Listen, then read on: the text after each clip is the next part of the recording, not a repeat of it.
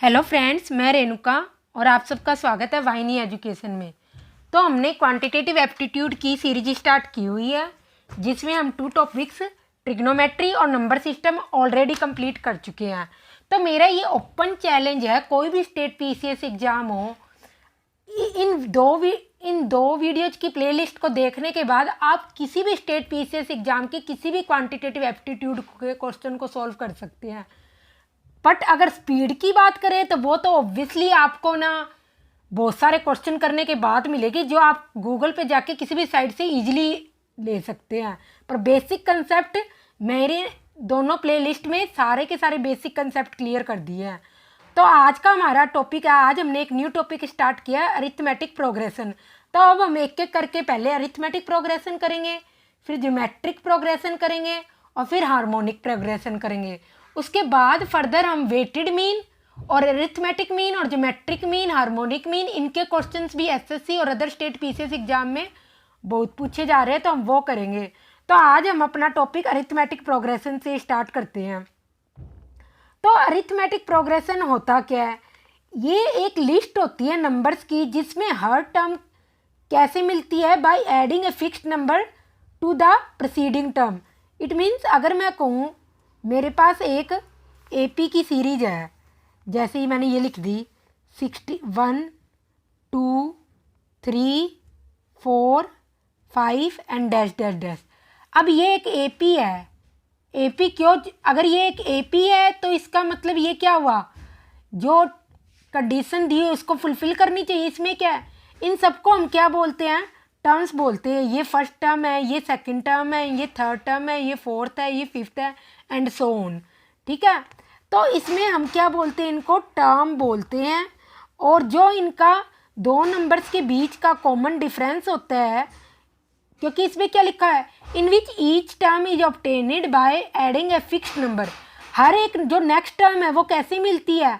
ये first term है 1, तो सेकंड टर्म हमें कैसे मिलेगी? इससे पहले वाली टर्म क्या है 1, 1 के साथ एक फिक्स नंबर हमने क्या जोड़ा 1, तो हमें सेकंड टर्म मिल गई।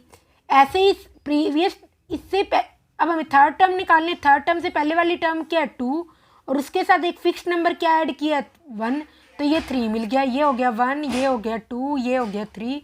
तो इस तरीके से हमें हर एक टर्म कैसे मिलेगी, इसके पीछे वाली टर्म में हर एक में एक फिक्स्ड नंबर जोड़ने पर।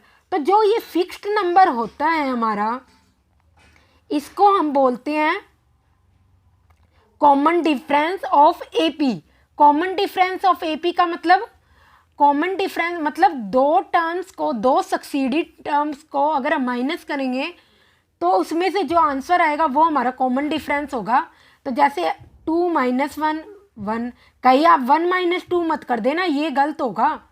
आपको क्या करना है, पीछे वाली टर्म से आगे वाली टर्म घटानी, क्योंकि पीछे वाली टर्म में तो हमें हमेशा बड़े होगी आगे वाली से। ऐसे ही कभी कम भी हो सकते हैं, ऐसे कोई ज़रूरी नहीं है ज़्यादा ही होगी, बट आपको हमेशा जो पीछे वाली टर्म है उससे आगे वाली टर्म घटानी है। ऐसे ही 3 - 2 1, 4 - 3 1। तो इसलिए अब देखो, एक फिक्स्ड डिफरेंस क्या आ रहा है, एक फिक्स्ड नंबर क्या आ रहा है, हर एक टर्म से ऐड करने पर 1। तो हमारा फिक्स्ड नंबर होता है, उसको बोलते हैं कॉमन डिफरेंस। डी होता है डिफरेंस, तो ये क्या होता है, कॉमन डिफरेंस। तो इसको आप लिख लो common difference of an AP. ठीक है, तो हर एक टर्म, जो हर एक नंबर होता है, इसको हम क्या बोलते हैं, इसको हम बोलते हैं टर्म। 1 2 3, तो टोटल कितनी टर्म्स है? अगर मैं लास्ट में n लिख दूँ तो इसमें कितनी टर्म्स हो जाएगी, टोटल टर्म्स कितनी हो जाएगी, n। ठीक है, तो और अगर मैं बोलूँ कि फर्स्ट टर्म क्या है, तो मैं इसको ऐसे लिखूँगी, अगर A1 A2 A3 A4 A5 और AN ये हमारी एक AP है, तो मैं क्या बोलूँगी, फर्स्ट टर्म होगी A1, सेकेंड टर्म क्या होगी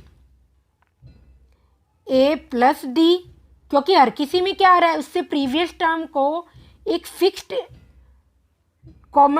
नंबर मतलब कॉमन डिफरेंस को ऐड करने पे हमें नेक्स्ट टर्म मिलती है। A3 क्या होगी, A3 क्या होगी A + 2D, तो ऐसे हो जाएगी सोन।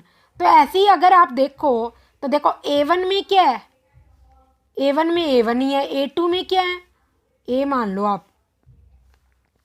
तो मैंने बोल दिया A1 बराबर A, तो A2 बराबर क्या हो गया, A प्लस डी। A3 बराबर क्या हो गया, हर बार एक एक डी इंक्रीज होता जाएगा, A प्लस 2D। ऐसे ही AN क्या आ जाएगा, A प्लस, अगर यहाँ पर 3 है तो यहाँ पर क्या है, एक कम है, और तो सारा कुछ सेम है तो हम सेम ही लिख लेते हैं। और अगर यहाँ पर N है तो यहाँ पर क्या आ जाएगा, N-1D। तो ये AP का कोई भी n टर्म निकालने के लिए फॉर्मूला है AN is equal to A plus N-1D। क्या होगा, AN is equal to A plus N-1D। अब जैसे हमारे पास एक AP है 1 2 3 4 डैश, तो मेरे को अगर इसमें फिफ्थ टर्म पूछी है तो मैं क्या लिखूँगी, A plus N-1D। Fifth term है तो A तो A ही रहेगा, N-1 क्या होगा, एक जो भी टर्म्स हमसे पूछी है N की वैल्यू क्या होगी वही, N5-1D क्या है, 2-1 क्या है, 2-1 इज इक्वल टू, मैंने क्या कहा था, प्रीवियस से पहले वाली टर्म घटाओगे आप, नेक्स्ट टर्म से पहले वाली टर्म घटाओगे तो आपको कॉमन डिफरेंस मिल जाएगा 1। तो A क्या है 1, क्योंकि फर्स्ट नंबर हमारा क्या है, फर्स्ट नंबर होता है A, ये हो जाएगा 4 इंटू 1, तो 5 आ गया। अगर आप वैसे भी देखोगे तो क्या होगा, 5 ही होगा। तो कोई भी टर्म निकालनी हो उसका एक सिंगल फॉर्मूला है AN is equal to A plus N-1D। और ये आया कैसे है, मैंने आपको ये भी बता दिया है। तो हमारे पास ये एक बहुत अच्छा क्वेश्चन है जो कि बहुत सारे एग्जाम्स में पूछा जाता है, बहुत सारे कंपटीशन एग्जाम में। तो इसमें पूछा है,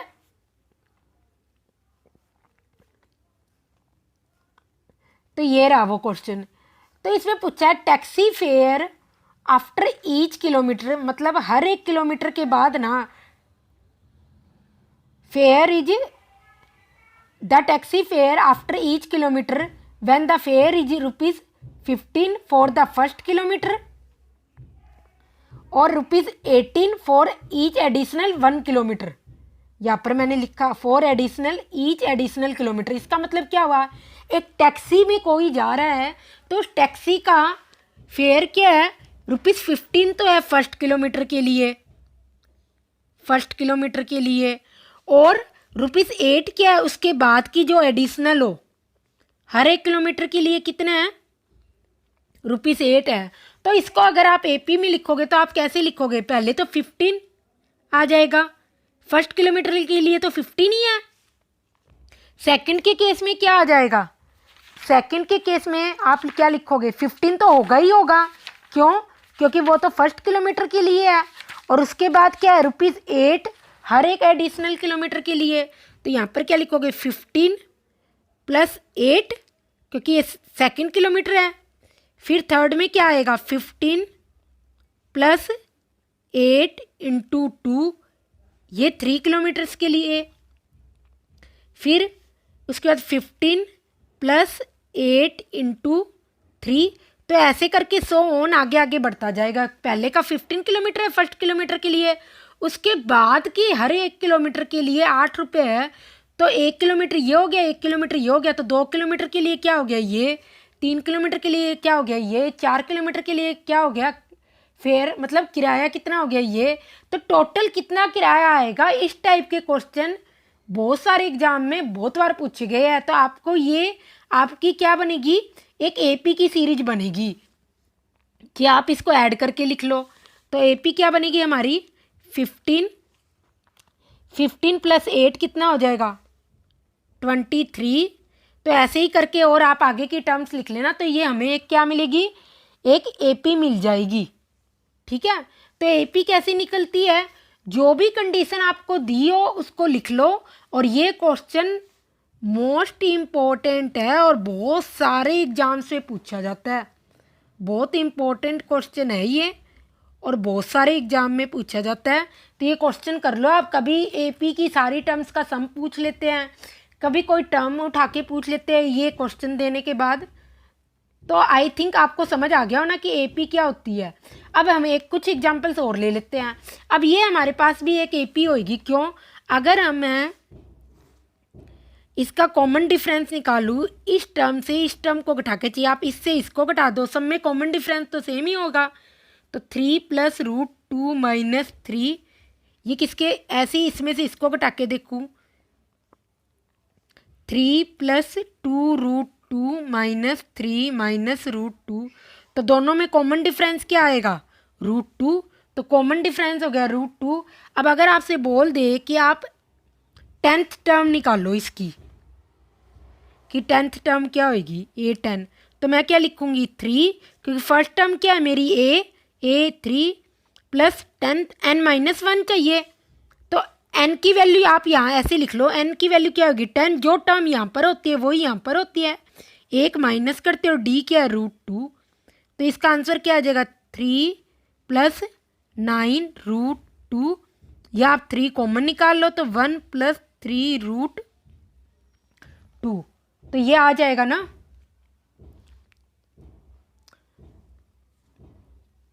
तो 3 + 9d और 3 जब आप कॉमन निकाल लोगे तो आपके पास क्या आ जाएगा 1 + 3 √2। ऐसे ही ये भी एक AP है, कैसे, अगर आप कॉमन डिफरेंस निकालोगे 5/2 - 2, ऐसे ही 7 3 - 5/2, तो दोनों ही केस में क्या आएगा 1/2 कॉमन डिफरेंस आएगा। और ऐसे ही इसमें भी कोई आपसे टर्म्स पूछ ले तो आप वो भी इजीली सी बता सकते हो भी क्या टर्म आएगी। तो कुल मिला के हमारा टोटली अगर हम फॉर्मूला लिखे तो क्या होगा, nth को मतलब कोई भी टर्म निकालने का क्या फॉर्मूला होगा, an = a+, मतलब यहाँ पर जो नंबर होगा ना वो यहाँ पर एक कम होगा बस, और a हमारी फर्स्ट टर्म होती है, n होता है नंबर ऑफ टर्म्स, d होता है कॉमन डिफरेंस, और an क्या होती है nth टर्म जो हमें निकालना है। और मैंने बता भी दिया ये फॉर्मूला ड्राइव कैसे हुआ है, तो आपको रटने की भी ज़रूरत नहीं है। तो अब हम AP के रिगार्डिंग कुछ प्रॉपर्टीज करेंगे जो बहुत इंपॉर्टेंट है। तो हमारी फर्स्ट प्रॉपर्टी है कि हम AP में कुछ भी ऐड करें या कुछ भी ऐड करें, कुछ भी सब्सट्रैक्ट करें, तो वो सीरीज हमेशा AP में ही रहती है। जी आप लेके देख लो, 2 में अगर हम देखें तो यहाँ पे 2 + 1, जैसे एक सीरीज है 1 2 3, इसमें हम सब में 2 ऐड कर लेते हैं, क्या कर लेते हैं 1 1 या 2 2 ऐड कर लेते हैं, 1 + 2 2 + 2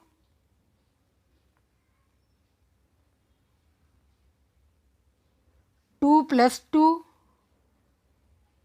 3 + 2, तो ये देखो 3 4 5, ये भी क्या हो गया एक AP तो हुआ, यहाँ पे लिख लो 2 + 2 3 + 2, तो ये क्या हुआ 3, ये हो गया 4, ये हो गया 5। इसका मतलब AP में चाहिए आप कुछ भी ऐड करो तब भी वो AP रहेगी, अगर कुछ सब्सट्रैक्ट कर दोगे हर एक नंबर से, हर एक टर्म से आपको एक ही नंबर हर बार घटाना है, ऐसे ना फर्स्ट टर्म में अलग नंबर सब्सट्रैक्ट कर दो, सेकंड टर्म में अलग नहीं, एक ही नंबर सब्सट्रैक्ट करो तब भी वो AP होएगी। चाहे आप कोई भी एग्जांपल लेके देख लेना, एक AP लेना, उससे कोई भी नंबर ऐड करना, कोई भी नंबर सब्सट्रैक्ट करना, कोई भी नंबर मल्टीप्लाई करना और कोई भी फिक्स्ड नंबर डिवाइड करना, वो हमेशा आपको एक AP सीरीज ही मिलेगी, कि कोई भी हो, ठीक है। तो अब जैसे हमारे पास एक क्वेश्चन है, नहीं ये भी हमारी एक प्रॉपर्टी है AP की, इसको आप लिख लो, सेकंड प्रॉपर्टी लिख लो। तो इसमें है जो AP के टर्म्स का सम होता है ना, वो equal distance from the beginning and the end is constant and equal to sum of the first and last term. इसका क्या मतलब हुआ, इसका मतलब ये है, जैसे मैंने लिख दिया एक AP लिख दी, A1 A2 A3 A4 A5, ठीक है। तो इसका क्या है sum of terms of AP, इस AP का मेरे को सम निकालना है, 5 टर्म्स दी हुई है, equal distance from the beginning and the and. इसका मतलब हमें कोई भी नंबर ले लें और उसकी बिगिनिंग और उसके इक्वल डिस्टेंस से होना चाहिए। तो मैं क्या लिख दूँ, अगर या स्टार्टिंग से फर्स्ट नंबर लिया तो लास्ट से भी क्या करूँ फर्स्ट नंबर। तो A1 प्लस A5 का जो सम होगा ना, अगर स्टार्टिंग से सेकंड नंबर लिया है तो लास्ट से भी सेकंड नंबर लेना पड़ेगा मुझे, A2 प्लस A4। और ऐसी जो बीच वाली टर्म होती है उसका हम डबल कर देते हैं। तो स्टार्टिंग और एंड से एक फिक्स्ड डिस्टेंस से, फिक्स्ड मतलब और इक्वल डिस्टेंस होनी चाहिए। अगर आप स्टार्टिंग से फर्स्ट टर्म ले रहे हो तो लास्ट से ही फर्स्ट टर्म, स्टार्टिंग से सेकंड टर्म ले रहे हो तो लास्ट से ही फर्स्ट सेकंड टर्म, तो उनका और जो मिडिल टर्म्स होती है उसको आप क्या कर दो डबल कर दो। तो जो मिडिल इवन नंबर में तो वो क्या होगी प्लस ही हो जाएगी क्योंकि 6 टर्म्स होगी ना, बट ऑड नंबर में आप मिडिल टर्म को डबल कर दो। तो इन सब का सम हमेशा इक्वल ही आएगा। ये भी एक ट्रिक होती है कोई भी एपी में कई बार टर्म्स निकालने की, ठीक है। तो समझ आई होप आप सबको समझ आ गया ना। हम इसके रिगार्डिंग अब एक क्वेश्चन करते हैं। जैसे हमें एक एपी दी हुई है A1 A2 A3 A24 तक एक एपी दी हुई है, और इसमें हमें A1 plus A5 plus A10 plus A15 plus A20 और प्लस A24 इन सब का सम दिया हुआ है। और फिर हमें फाइंड क्या करनी है, इस एपी का सम ही फाइंड करना है, पूरा का पूरा क्या आएगा, ठीक है। तो अब हम जो मैंने अभी आपको बताया था कि एपी में हम क्या करें, किसी भी टर्म्स की स्टार्टिंग और लास्ट टर्म के इक्वल डिस्टेंस से दूरी हमेशा कांस्टेंट होती है और सभी की वैल्यू सेम होती है। तो अगर मैं ये वाला पार्ट लेके चलूँ, आंसर सॉल्व करना स्टार्ट करूँ, तो इसको मैं ऐसे लिख सकती हूँ A1 plus A5 plus A10 plus A15 plus A20 plus A24 is equal to 225। ये दिया हुआ हमें। तो मैं स्टार्टिंग से फर्स्ट टर्म लूँ और लास्ट से भी इसकी फर्स्ट टर्म लूँ क्योंकि ये पूरी की पूरी एपी है।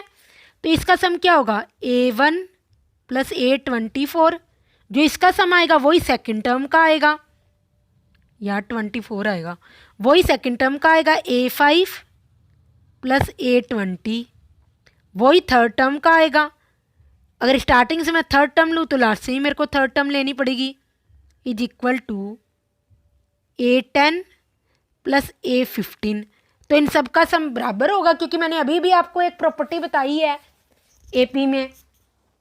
तो ऐसे जब मैं ये सारी वैल्यू यहाँ उठा के रखूँ, अगर मैं इन सबको कॉमनली क्या मान लूँ, इन सबको कॉमनली अगर मैं मान लूँ x मान लूँ, तो मेरे पास कितने x हो जाएंगे यहाँ पर, A1 plus A24 1x, A5 plus A20 2 एक और x मिल जाएगा, और A10 प्लस A15 एक और x मिल जाएगा। तो टोटल मेरे पास बाय इक्वेशन 1 टोटल कितने x हो जाएंगे, 3x इज इक्वल टू 225 ये हो जाएंगे मेरे पास। और x इज इक्वल टू क्या है, A1 प्लस A24। आप कुछ भी लिख सकते हो इनमें से, ये सारी x के बराबर है। क्या हो जाएगा 3 7 जा 21 और 3 5 जा 15। तो ये मेरे पास क्या आंसर आ गया, A1 plus A24 is equal to 75। इसका मतलब कोई इस एपी की फर्स्ट और लास्ट टर्म का या सेकंड टर्म और लास्ट से सेकंड टर्म का सम, या थर्ड टर्म और लास्ट से थर्ड टर्म का सम क्या होगा, सबका 75 होगा।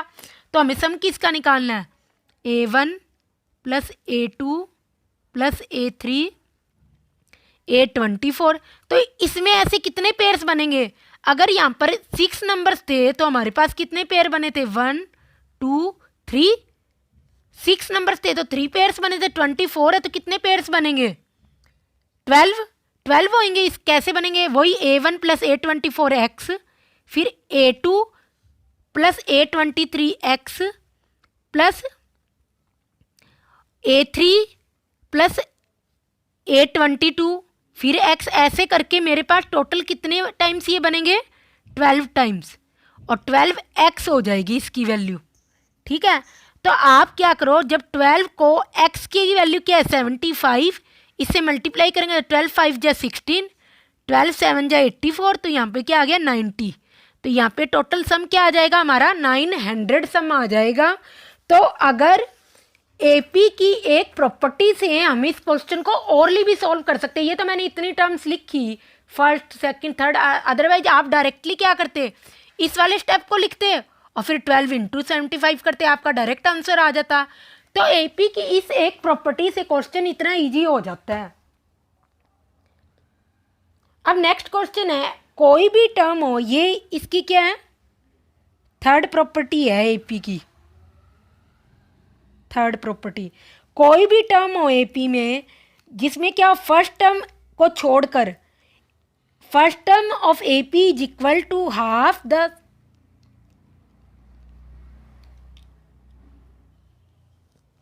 इसमें होगा first term of AP is equal, इसमें है कि अगर हम एपी की फर्स्ट टर्म को छोड़ दे तो जो कोई भी टर्म है वो इक्वल किसके बराबर होगी, half the sum of the equal distance from the term. तो इसका मतलब क्या हुआ, इसका मतलब ये हुआ कि अगर हम फर्स्ट टर्म को ओनली छोड़ दे, एक फर्स्ट टर्म को छोड़ दे, इसको नहीं कंसीडर करना हमें, एपी में तो हम करेंगे, एक ये टर्म हम इस फॉर्मूले से नहीं निकाल सकते।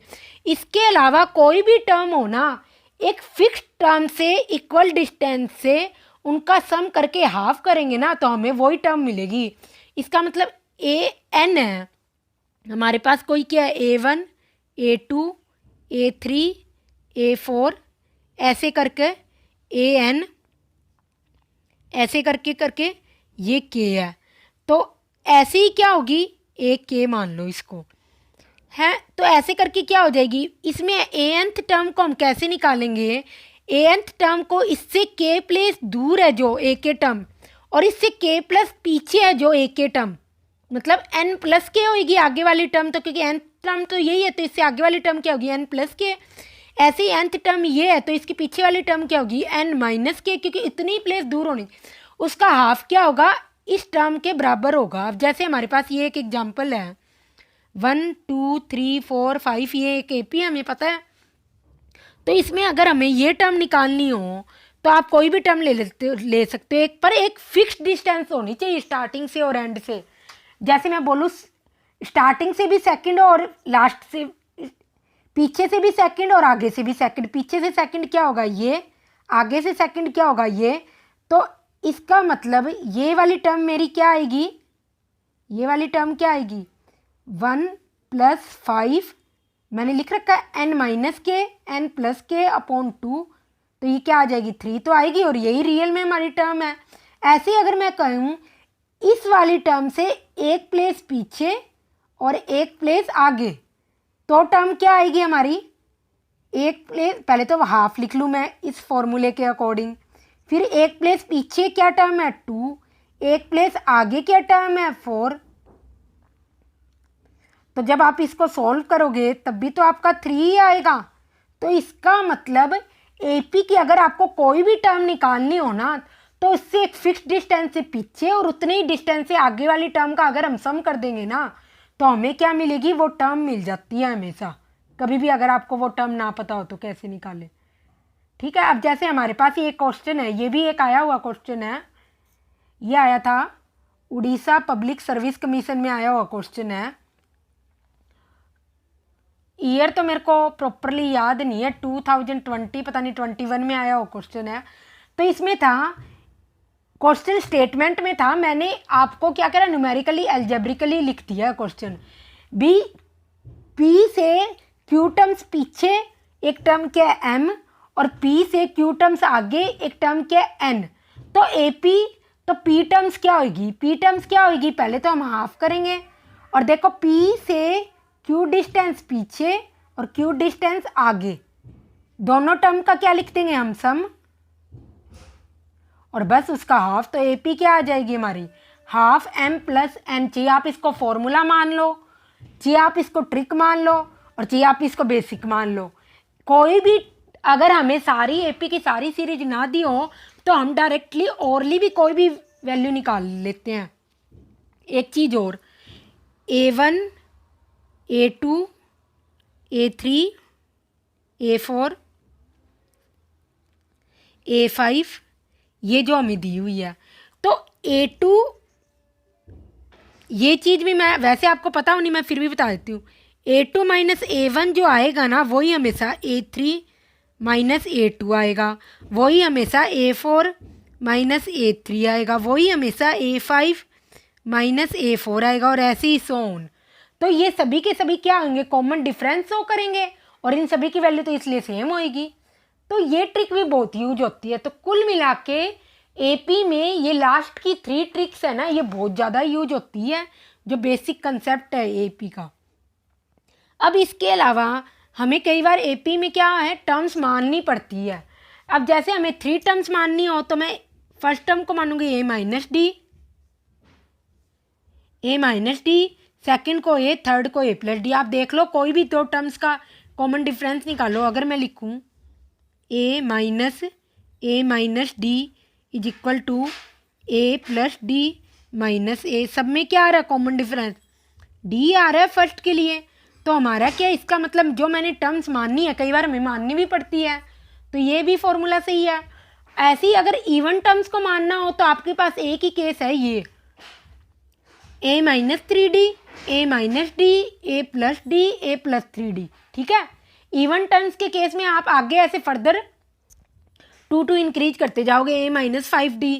तो इवन टर्म्स आपको हमेशा इसी फॉर्म में माननी है, और ऑड टर्म्स इस फॉर्म में माननी है, ए माइनस 2D, एक एक डी इंक्रीज डिक्रीज करते जाना, ए माइनस डी, ए प्लस डी, ए प्लस 2D, ऐसे करते जाना, एक एक डी क्या करना है, इंक्रीज करते जाना, तो ऑड टर्म्स आ जाएगी। तो ऑड टर्म्स हमेशा इस केस में होगी, और इवन टर्म्स हमेशा इस केस में होगी। और ये बहुत हेल्पफुल है, और बहुत सारे क्वेश्चन आते हैं इसमें। इवन एपी में नंबर सिस्टम को एडप्ट करके भी बहुत सारे क्वेश्चन पूछे जाते हैं, जो हमें अभी आगे आगे धीरे धीरे करेंगे। तो हमारे पास है sum of third and seventh term of an AP is 6 and their product is 8। ठीक है, तो हम लिख लेते हैं एपी में थर्ड टर्म दे रखी है, ए थर्ड की वैल्यू हमें क्या दे रखी है, इसका मतलब ए प्लस एन माइनस 1 की वैल्यू क्या होगी 2, क्योंकि एन क्या है 3, ए प्लस 2D ये हो जाएगी, और सेवन्थ टर्म क्या होगी ए प्लस 6D। तो इन दोनों का सम हमें क्या दे रखा है, A3 plus A7 is equal to 6। इसका मतलब अगर मैं इन दोनों को ऐड कर लूँ तो मेरे पास क्या आ जाएगा, 2A plus 2A plus 4D is equal to 6 दे रखा है। तो A प्लस 4D क्या आ गया मेरा, 4D आ गया 3। एक इक्वेशन मेरे पास ये होगी, और इनका प्रोडक्ट भी दे रखा है हमें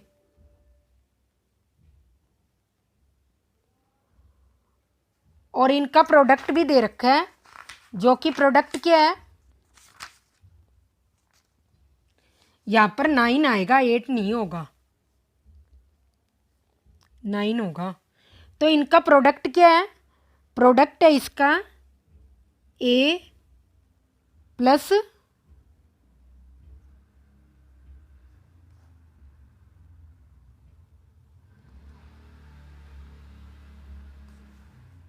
ये शायद क्वेश्चन अलग है, ये ऐसे नहीं होएगा question. Sum of the third and seventh term of an AP, ये सम तो अभी तक हमने पढ़ा ही नहीं है, ये क्वेश्चन हम अभी नहीं करेंगे, ये क्वेश्चन हम बाद में करेंगे। मैंने ये कंसेप्ट अभी आपको पढ़ाया नहीं, एपी की टर्म्स का हम सम कैसे निकालते हैं, तो ये क्वेश्चन हम बाद में करेंगे। नेक्स्ट क्वेश्चन देखते हैं, ये क्वेश्चन भी हम थोड़ी देर में करेंगे, जब अभी इसमें इसी वीडियो में हम एपी की टर्म्स का सम देखेंगे, तब ये उस मेथड से होगा। मैंने क्वेश्चन ध्यान नहीं दिया, तब हम अभी इसी वीडियो में ये क्वेश्चन करेंगे, पर अभी नहीं करेंगे इस क्वेश्चन को, क्योंकि अभी हमने एपी की टर्म्स का सम कैसे निकालते हैं उसका फॉर्मूला नहीं पढ़ा। ये वाला क्वेश्चन करते हैं हम। इसमें एक एपी निकालनी है जिसकी थर्ड टर्म 5 है और सेवन्थ टर्म 9 है।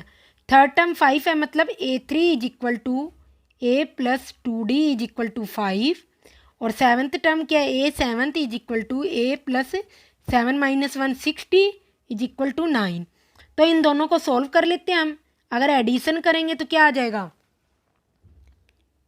इन दोनों को अगर सॉल्व करेंगे तो मैं लिख दूँ इक्वेशन 1 इक्वेशन 2, तो 2 माइनस 1 कर दूँ तो क्या आ जाएगा 4d is equal to 9 minus 5 4, और d की वैल्यू क्या आ जाएगी मेरे पास 1, d की वैल्यू 1 आ जाएगी, तो a की वैल्यू क्या आ जाएगी 5 माइनस 2 इज इक्वल टू 3। तो ये तो लीनियर इक्वेशन थी सॉल्व करने के लिए। तो a की वैल्यू क्या आ गई 3, तो फर्स्ट टर्म क्या होगी 3 और एक का कॉमन डिफरेंस होगा, तो 3 4 5 6 7 ये हमारी क्या आ गई एक AP आ जाएगी। ठीक है, तो आप ऐसे करके कोई भी AP निकाल सकते हो जब इसमें कोई भी टू टर्म्स दी हो, कभी उसका एडिशन दिया होगा, कभी उसका एडिशन दिया होगा, कभी उसका सब्सट्रैक्शन दिया होगा, तो आप इस तरीके से AP निकाल सकते हैं। अब इस क्वेश्चन में क्या है 301 एक टर्म है दिस AP की या नहीं, ये हमें चेक करना है। तो हम स्टार्ट करते हैं क्वेश्चन सॉल्व करना। हमारे पास फॉर्मूला क्या था AN is equal to A plus N minus 1D। AN की वैल्यू हमें दे रखी है 301, A की वैल्यू है 5 क्योंकि फर्स्ट टर्म ये है, N माइनस N की वैल्यू हमें निकालनी है और कॉमन डिफरेंस क्या है 11 minus 5 is equal to D 6। तो आप इसमें क्या आ जाएगा 6N माइनस 1 301 माइनस 5 क्या आ गया 300 6N माइनस 1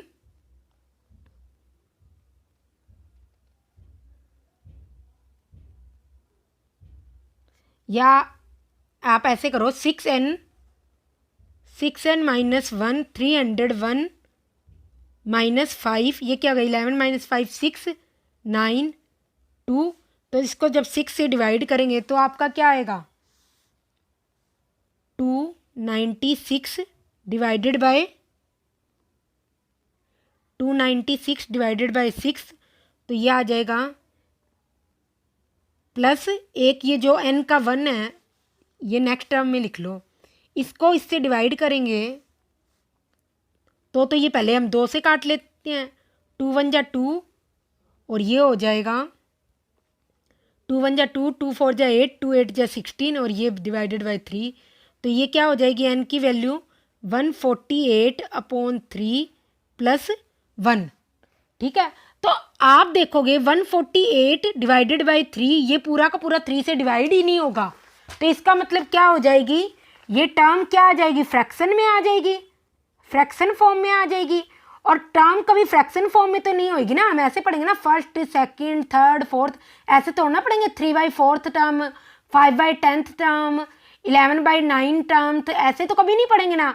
तो टर्म तो हमेशा क्या होगी एक होल नंबर ही होगी, होल नंबर होगी ना, तो इसलिए ये क्या होगा 301 क्या होगी इस AP की टर्म नहीं होगी, तो ये हमारा आंसर होगा, इसका आंसर होगा 9, ये इसकी टर्म नहीं होगी। और क्यों नहीं होगी क्योंकि n की वैल्यू हमेशा क्या आनी चाहिए एक होल नंबर आना चाहिए या एक पॉजिटिव इंटीजर आना चाहिए।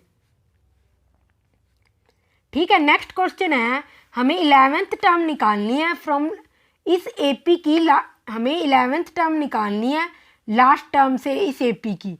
तो हम क्या करते हैं इस AP को ही रिवर्स कर लेते हैं -62 डैश डैश डैश 4 7 10। तो आपको लिखनी भी ऐसे ही इसी ऑर्डर में है, ऐसे ही करके लिखनी है क्योंकि हमें 11th से निकालनी है, तो मैं इस AP को रिवर्स कर लूँ कोई फ़र्क थोड़ा ना पड़ेगा, कॉमन डिफरेंस तो वही रहेगा। और मैंने वैसे ही बताया AP में जी आप रिवर्स करो प्लस माइनस एडिशन मल्टीप्लिकेशन वो रहेगी तो वही AP रहेगी। तो जब आप इसको सॉल्व करोगे तो आप देखोगे यहाँ D कॉमन डिफरेंस क्या है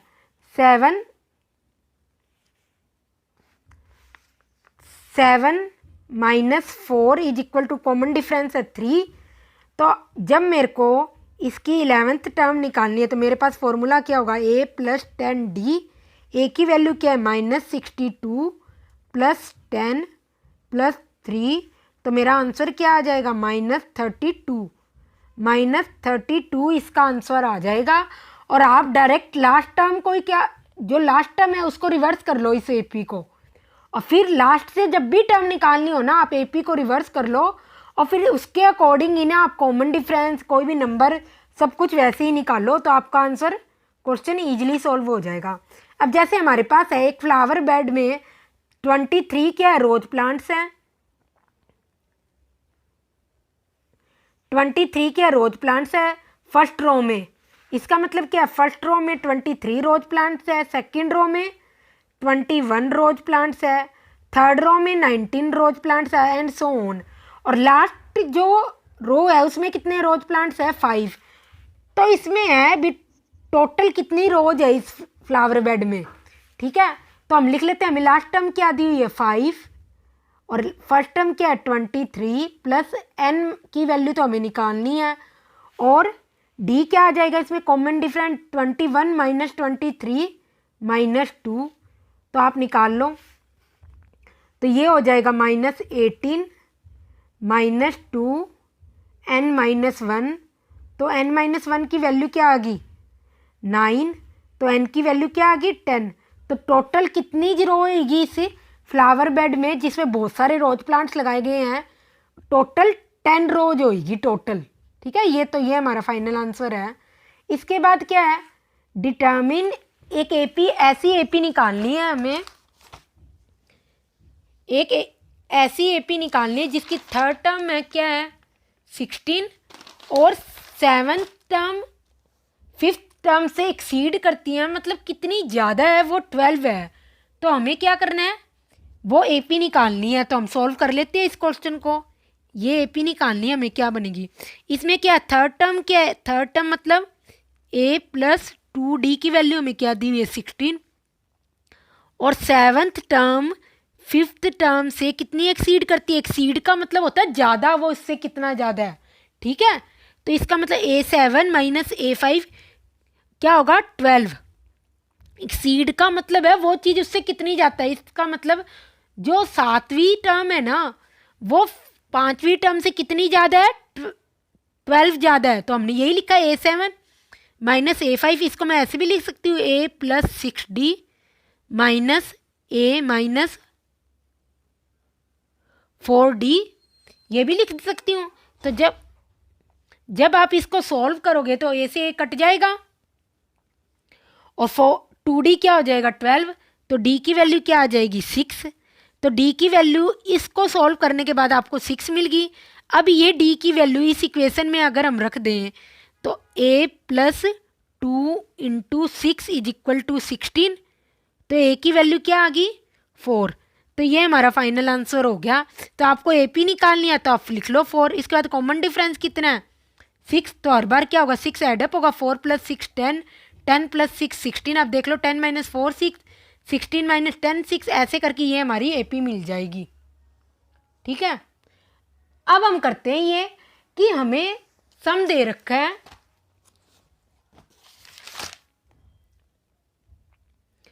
हमें क्या दे रखा है सम दे रखा है first and terms of an AP। वो हम देखते भी हम कैसे निकालते हैं। तो उसका फॉर्मूला क्या होता है, होने को तो ये भी मैं ड्राइव करके बता सकती हूँ आपको ये कैसे होगा, पर इसमें टाइम बहुत लग जाएगा, इसलिए मैं ये आपको डायरेक्ट ही बता रही हूँ कि इसका फॉर्मूला क्या होता है। तो sum of first n terms of an AP is given by n/2, जहाँ पे n क्या है, n टोटल टर्म्स है जो उस AP में होगी, और 2a plus n minus 1d, ये तो आपको पता ही है, फर्स्ट टर्म है, d कॉमन डिफरेंस है, n क्या टोटल टर्म। जैसे हम इस AP का सम निकाले तो हम क्या लिखेंगे Sn, n/2 कितनी है n, क्योंकि टोटल n टर्म्स है, 2a a की वैल्यू क्या है 1 प्लस n माइनस 1d क्या है 1, 2 माइनस 1 1 ही है। तो ये क्या हो जाएगा n/2 2 प्लस n माइनस 1, तो क्या आ जाएगा n प्लस 1 अपॉन 2। तो इस AP की सीरीज का सम क्या आ गया हमारा n प्लस 1 अपॉन 2। इस फॉर्मूले को यूज करते हुए देखो a plus n minus D तो आपको ऑलरेडी पता है, उसमें a के और जोड़ देना और n/2 से डिवाइड कर देना, ठीक है। तो ये हमारा क्या होगा फाइनल होगा फॉर्मूला। तो हम एक और चीज़ यहाँ पर देख लेते हैं, अगर AP में क्या हो, अगर इस फॉर्म में AP हो 1 प्लस 2 प्लस 3 प्लस 4 प्लस, तो इस AP की सीरीज का सम क्या होता है n प्लस 1 अपॉन 2। जी आप करके देख लो, अगर देखो आप यहाँ पर अगर फर्स्ट टर्म लेके देखोगे तो फर्स्ट n की वैल्यू क्या आ जाएगी 1, तो यहाँ पर आप क्या लिख दोगे 1, 1 + 1 अपॉन 2, 2 से 2 कट जाएगा और एक टर्म का सम क्या होगा इस AP के 1 ही तो है। तो आप किसी भी AP को इससे देख लेना जिसमें क्या हो एक एक का डिफरेंस हो, उसका सम क्या होगा n + 1 अपॉन 2। ऐसे ही अगर उसका स्क्वायर हो 1 स्क्वायर 2 स्क्वायर 3 स्क्वायर, तो उस केस में सम क्या होगा n + 1 2n + 1 अपॉन 6। अगर AP का क्यूब हो 1 क्यूब 2 क्यूब 3 क्यूब 4 क्यूब, तो उस केस में सम क्या होगा n + 1 अपॉन 2 का स्क्वायर होगा। और AP के इवन टर्म्स का सम क्या होगा हमेशा n + 1, जैसे 2 + 4 + 6 + 8 + कोई भी AP दी हो जो इवन में हो। ऐसी AP की ऑड टर्म्स का सम क्या होगा 1 + 3 + 5 = n²। n क्या है यहाँ पर जितनी भी टर्म्स हमें दी हुई है वो यहाँ पर क्या आएगी n आएगी। ठीक है। अब जैसे हमने एक क्वेश्चन पीछे छोड़ दिया था, मैंने कहा था जब हम सम का फॉर्मूला पढ़ेंगे तब वो क्वेश्चन करेंगे। हाँ ये रहा, sum of third and seventh term of an AP is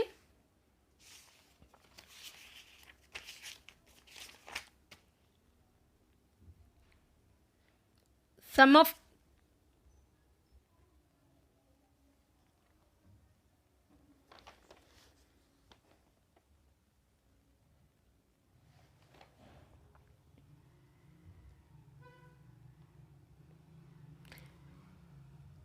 तो हमने ये यहाँ पर एक क्वेश्चन छोड़ दिया था कि AP की थर्ड और सेवंथ टर्म का सम हमें क्या दिया हुआ है 6, यहाँ पे m लिख लो, m है ये, और उनका प्रोडक्ट क्या है 8 है।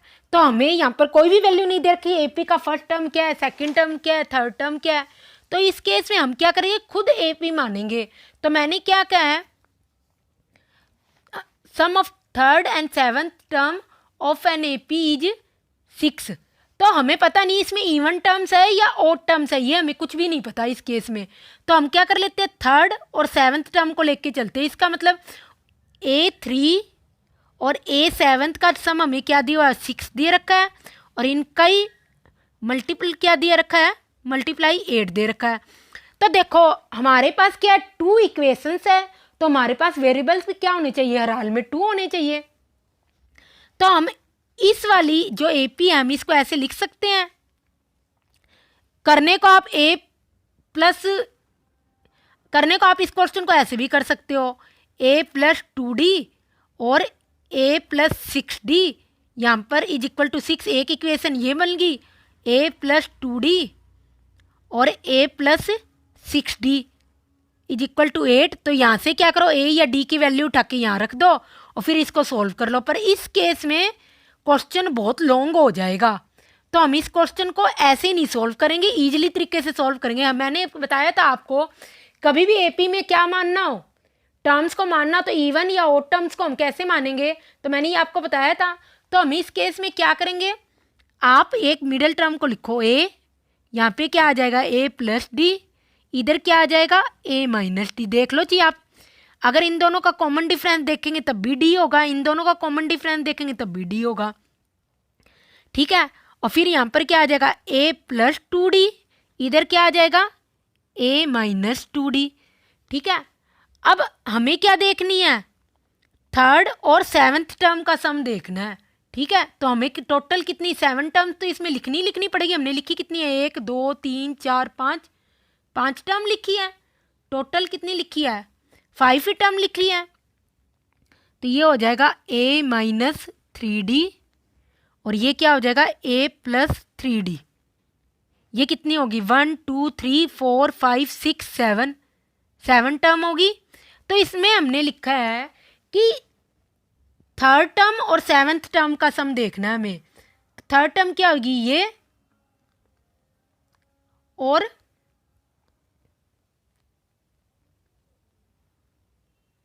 थर्ड टर्म क्या होगी हमारी A - 2D। थर्ड टर्म, अच्छा एक टर्म और लिखे ना हम यहाँ पर, तभी तो ये थर्ड टर्म होगी A - 4D और यहाँ पर भी आप क्या लिख लो, a प्लस 4d, ऐसे करके ये आगे आगे जा रही है।